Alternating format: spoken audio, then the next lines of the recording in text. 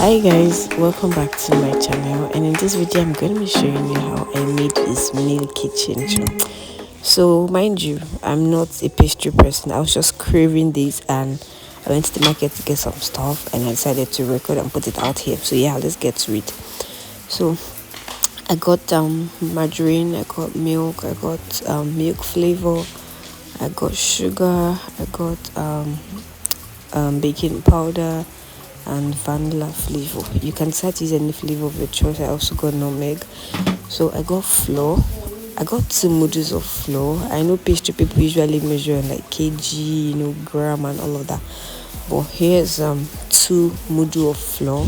I'll measure in Nigeria here, and this is 2 cups of sugar.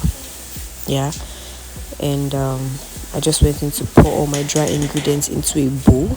So I went in with my flour first, like you saw, and I went in with the sugar. And here I'm going in with the milk flavor. I poured all of it. I think I got 3. Yeah, I poured all of the 3 milk flavor. You can decide to go with dry milk, like a powder milk, if you want, or if you have, optional. So I poured all of the milk flavor into the dry ingredient, that's into my flour and sugar. I already put into my bowl. Then I went in with my nutmeg. I poured all of it because 2 modules is quite a lot. And then I went in with my other dry ingredient, which is the baking powder. I got 2. It's measuring. I got 2. I poured all of it, and for the vanilla I also poured all of it. So you can, if this is your first time watching this and you want to give it a try, maybe when you go to a pastry store you can ask them to give you a recipe. Yeah, so as soon as I was done with all of my dry ingredients, I went on to mix them very well.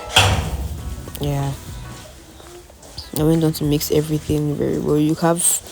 I don't have all of the things for pastries, like I said earlier, so I just had to make do with what I had in my kitchen. So as soon as I was done with all of this, I went into mixing with my turning stick. Yeah, my turning stick where we used to make eba. Yeah, so I made sure everything was properly mixed. You can try to use your hand if you want, just make sure it's neat. Yeah, so I mixed all of it very well, and as soon as I was done, I began to go in with a bit of the wet ingredient. So when I was done, I put in my margarine. So I'm using the 2 of this. I wanted it to be very soft. I didn't want what I'll eat and start having headache. So I went in with 2 of my margarine. I think this is salted margarine. I tasted it. Yeah, I went in with it, 2 of it, and as soon as I was done, I had to mix it. At this point, you have to use your hands. Yeah, and honestly, I think this is like one of the stressful part of this stuff, but it ended in praise. So I went in to mix gradually, and it's okay until it's become crumbly. I don't know if that's a word, but you will just see that the butter has mixed with all of the dry ingredients, and is soft. The flavors begin to come out, so you will definitely know when you're good to go with this. Yeah, so as soon as I was done, I went in with my milk. You can do this for as long as you want to satisfy your conscience, I don't know, or just to be sure that it's properly mixed actually. So while I was done with this, I went in with my milk, which is the 2-tin milk. I used the filled milk. I used 2 of it. I wanted it to be milky as well, so I just poured the milk into a bowl, into a plate, all 2 of it, and I added water because obviously just this 2 milk as a wet ingredient would not be enough to need the the powdered ingredients. Yeah, so as soon as I was done emptying the 2 tins, I added a little bit of water I added a little bit of water, and I poured into the dry ingredients. So why I added little water is because I didn't want to just go in at once and pour water. So I was adding the water gradually as I need. I was adding water gradually and gradually.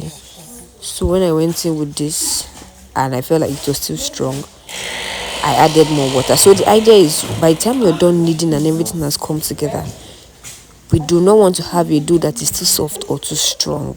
Yeah, to be something in between. Yeah, so by the time I was done, this took a whole lot of time anyway. By the time I was done, this is all we should have. I go into cover with a clean cloth and leave it to rest for like 10 to 12 15 minute mark. So I already did that, and I cut out some of the rolled and cut out some of the chin chin in the background. So to achieve your chin chin size, you just get a clean table and spray like flour on it. So the essence of this is that your dough does not stick to your table. Then you go in to roll. I do not have pastry ingredient, like I said again, so I had to make use of this. I remember when I was still growing up, I used to see my mom use this, so I just went in with what I had. And you want to spread that until it's flat enough. I use my knife to cut out. So there's like a regular way to cut this out. After cutting just the way I'm cutting, you now begin to cut the other way, horizontal and vertical. But I noticed that was wasting my time, so I had to find another way out. Yeah. So as soon as I was done like this, I had to begin to remove it one by one, and it was faster for me. So whichever way you feel is better for you, you can do it. Yeah. For me, this is faster, so I just go in and begin to detangle it strand by strand, like that, strand by strand. Yeah. So I was just trying to tell you that you can actually go in that way, but I don't think that's best for me. What I'm doing right now is what is best for me. So as soon as I was done, I put my oil into a pot and put on fire. Allow it to just heat up for a few minutes. So I just threw in one of the chin chin inside, and just to test, the oil, like test the waters. And as I saw it was okay, I went in and began to, pour in a good quantity. So after you're done, you want to just use your spoon to just spread a bit.